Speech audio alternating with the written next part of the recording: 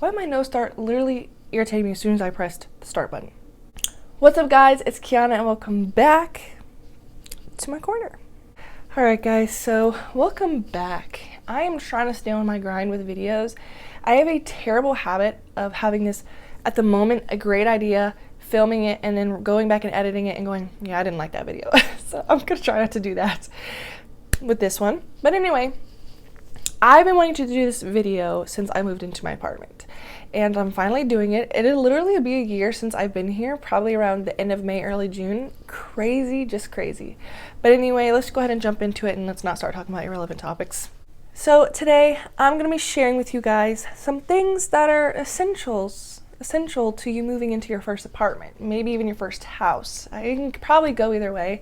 I know when I first moved in, my dad and mom helped me a lot because I just didn't even know where to start when I was shopping and packing and things like that. So I'm going to be your guide, and some of them are kind of obvious, but sometimes when you're in the middle of the stress or the excitement of moving, you forget some of the obvious things, unless you're not dumb like me, because I did that. I forgot a lot of obvious things at first. Like, I didn't even have a plunger like the first month. And I didn't realize I didn't have one until the day I needed one. And I was like, why do I not have a plunger? I felt so stupid. So you guys don't feel like me, here I am to give you some your first apartment essentials and tips. All right, got my handy dandy notebook with me. So first, apartment essentials. So basically I have it separated by room. So I live in a 1-bedroom apartment, so this is kind of going to be based off that because I don't have an experience with another apartment. I know that if you're moving into a studio, it's going to be completely different, but essentially the same, so whatever. But essentially for a 1-bedroom, because that's what I live in, these are kind of some tips. So the first thing I have written on my little notebook is cleaning. So you can use any cleaning supplies you want. Whatever you like to use for cleaning, you can use, but I wrote down some of the stuff that I use, that I like to use, that's effective for me, and these can be tips for you and things that you can buy for your apartment to help you clean. One of the things that I did before I even moved anything into my apartment was cleaned it. So when you move into an apartment, they say that they already had somebody like clean the carpet, they say they already had somebody mop, they say they already had somebody wipe this down and wipe that down, but I don't care. Me being me, I went ahead and cleaned over top of what they did, because sometimes they say they did and you walk in and you see dust or you see bugs on the floor. So it's just make sure that you clean before you move anything in. That's what I did, and I think that is a good idea, because they might have cleaned it at one point, but who knows how long it's been since they cleaned versus when you moved in. So clean before you move in. So here's some cleaning supplies I like to use and that I still use and used before I moved everything in. So bathroom cleaner. So basically I use the one that has like the little bubble guys on it. It's like green. I'll find a picture of it and put it on the screen. This you can use in your sink, your toilet, and your shower. So it's really nice, and it helps get all like that grime off of like the side of the sink or on the faucet, and you can clean your toilet bowl with it, and you can clean your shower with it. It's really nice, and I like using it. You can also use Kaboom. Kaboom is a good product that I think my friend actually uses, but I like this because you can use it for anything in your bathroom. If you don't want to buy that, then you can just buy your basic old toilet bowl cleaner, the one that you have like let sit for a while and then flush it. I do let this one sit when I use it though, to kind of like really make sure it's eating at the grime. But so yeah, so just some bathroom cleaner, but just make it easy on yourself. Get the one that you can clean the whole bathroom with, so you don't have to have like 3 separate cleaners, and you can just kill 3 birds with 1 stone. Okay, so the next thing is bleach cleaner. So the type of bleach, this is important. The type of bleach that you use for cleaning, not just straight bleach, but like the diluted with water type bleach, or you can make your own bleach cleaner. Just make sure you dilute it with water. Don't use just straight bleach. I have a specific one. If I can find the brand, I will show it. I'll put it on the screen. I like to use this in my kitchen, on the countertops, on the stove, the sink area, to just make sure everything is clean. Bleach is one of my favorite things to clean with. And I don't use it every time I'm cleaning because I actually have a Lysol spray that I use too. But Lysol right now with COVID is very hard to come by, so I didn't put that on my list because I don't even know if you can find Lysol at this point. But the bleach cleaner that is meant for cleaning, that's not just straight bleach. Make sure you're not buying just straight bleach. Okay, is Mr. Clean Erasers. I bought these for before I moved into my apartment. So when I got the keys and I knew I could move in, I came in, I think the night before I moved everything in, and I used Mr. Clean Erasers to wipe down the windowsills. I used it to wipe down the bathroom and like the sink and the stove and everything. I used that to kind of pre-clean everything, if that makes sense, like before I moved in. So back when I was saying before you move in, go back over and clean yourself, just so you know for a fact that it's clean. And I use the Mr. Clean Magic Erasers because those things really are magic. They really pick up grime, they really pick up dirt, and one of my favorite things to use. So definitely get you some Mr. Clean Erasers. They're good for almost everything. The next thing I put on here, which when I lived with my mom, I cleaned all the time for her at the house. Like I would clean the kitchen, the living room, things. But it wasn't until I moved into my apartment that I realized I like to clean with like the yellow or whatever color you want rubber gloves. Not necessarily the dishes, because I have to make sure I'm feeling, because I don't have a dishwasher, I have to make sure I can feel the grime and make sure I can feel it getting off. I feel like with a glove, you can't really feel if it's off. But I like to clean with the rubber gloves, especially if I'm using chemicals, so it's not on my hands, because even when you wash your hands after using chemicals, it's still on there. So I like to clean when I'm like deep cleaning with rubber gloves. So those are a good thing to keep in your apartment or house or whatever. And then kind of obvious, which is a mop and a broom. I don't have necessarily a mop, but I have a Swiffer. I feel like in this day and age, that's what a lot of people have is a Swiffer, like a little Swiffer wet jet. They also have a Swiffer vacuum too, which you can use on like hardwood floors. So if you want to get that too, but I have a Swiffer wet jet for my kitchen. When I finally do my furnished apartment tour, or if you want to see what my kitchen looks like, you can go watch my unfurnished apartment tour. I have like a sliver of wood flooring in my kitchen, and I use my Swiffer wet jet for that. But I also have a broom and a dustpan also. If you're moving to an apartment that is strictly just wood floor or tile or whatever, then maybe you should actually get a real mop because you probably want to keep that clean as much as possible. But I don't know. I don't think I've ever used a real mop in my life, and I know it sounds terrible, but in this day and age, it's 2021, we have the technology with Swiffer. Alright, and the last thing for cleaning, I put Febreze. I love Febreze. You can use any like odor eliminating spray, but Febreze is my favorite. And there's all different forms of Febreze. So for this particular part I'm talking about for cleaning is get you some Febreze that you can just spray like on your furniture, in the air, wherever you want to spray it around your house. Whenever you're done cleaning, Febreze is like the final touch, at least for me. So Febreze is also on my cleaning list. So now let's move on to some kitchen essentials for your apartment. Okay, I lied. I forgot that I had another section which is like basic items. I got ahead of myself, so sorry guys. But some basic items I put down that are really good to remember to get for your apartment, because some of these things I didn't realize I needed till I moved in, was extension cords. So if you're going to plan on having like a TV plugged in and like a game system or something like that, if you have an entertainment center and you have a bunch of stuff you're going to want to plug into the wall, obviously you're only going to have 2 outlets. So you're going to need an extension cord or a power strip. So if you don't know what a power strip is, it's basically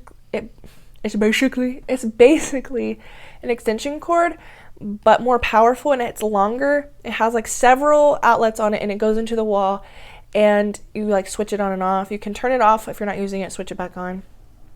Extension cord really is just like a long cord. Power strip isn't really that long, but extension cord is an extension, and you plug into the wall, and it has like 2 or 3 little outlets on it that you can use. I have power strips and extension cords in my apartment that I use. If you want to plug in like lamps and stuff behind like furniture, if you're going to want to plug in stuff like that, then you're going to definitely need extension cords and power strips. The next thing, and I don't care if you're a guy or a girl, a dog or a frog, you're going to need this in your apartment because it's very important, and you can't always call dad or whoever your guardian is to fix something for you, your boyfriend, your girlfriend, whatever. Have a toolbox. Literally have a toolbox. So my dad bought me one, and I was like, Dad, I'm never going to use that. Like, when am I going to use this? He was like, trust me.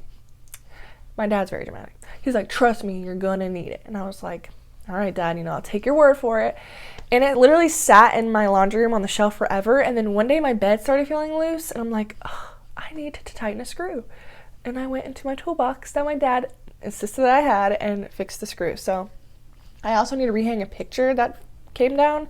So I'm probably going to make him come over and do that anyway, but still. It's good to have a toolbox on hand because you never know. And basic tooling doesn't take a rocket scientist, so have a toolbox. That's all I'm gonna say. Right, and then the next thing is storage bins. So a lot of times when you're moving into a 1-bedroom studio, small apartment, there's not a lot of storage, so you kind of have to get creative. So what I do is I have a ton of storage bins. Right here is a closet, like behind that gray wall right there is my closet, my coat closet. And there's 2 shelves, and both of those shelves are full of stuff, but inside storage bins. It makes things look more organized and better in your apartment, and that way you can organize. Not only does organization look good, it's easy and effective. So like you can label. I have a label maker. I'm such a freak. I have a label maker for my apartment to label my bins, but that's a whole different set of situations. Get storage bins. Also, like especially if you have like a bed that has like an underneath, get like the big storage bins that can go underneath, because if you are a person that likes to decorate for the holidays like so, you need somewhere to put all that stuff, and under the bed is nice. But if you can't, just get storage bins. Make your life easier and buy storage bins to organize your life once you're in your apartment. The next thing is probably obvious, but hangers. I realized how many clothes that I had around my room that weren't really hanging up, and this might just be me, but that I wanted hung up. Or you might go like shopping before you move in. Who knows what your budget is like. And hangers are just always good to have. They break. You can't run to like your sister or brother's room or your roommate's room or whatever's going on and grab and steal a hanger. Like, you're gonna want hangers. I made sure when I moved in, I still had hangers from my clothes from my mom's house that I transferred over, but I went and bought an extra pack of hangers just to have on hand.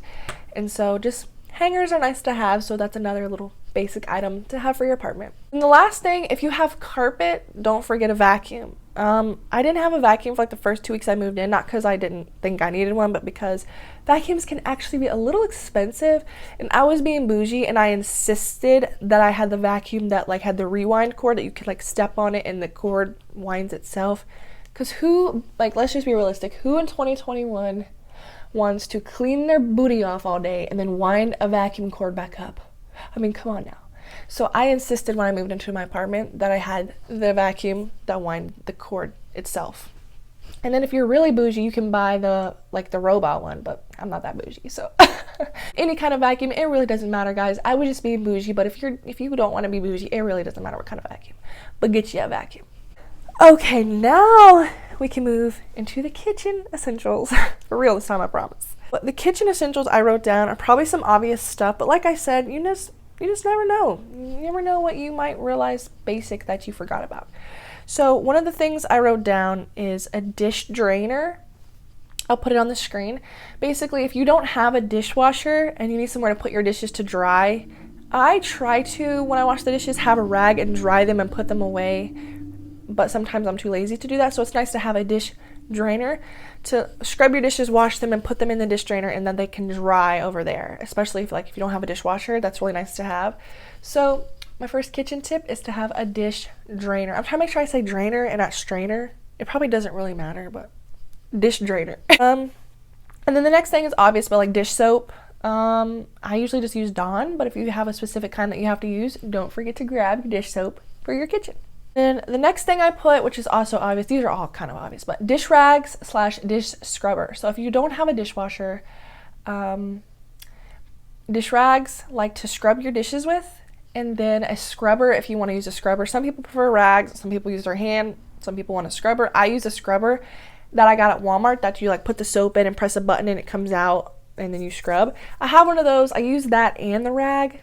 I kind of alternate because I don't want the scrubber to get nasty and stink, and I don't want the rag to get nasty and stink, so I kind of alternate. All right, the next one is hand towels. So like, you know, like the hand towels that you hang over your stove, those are nice to have like after you're done doing the dishes or washing your hands in the kitchen from cooking. You reach over to your stove and you dry your hands.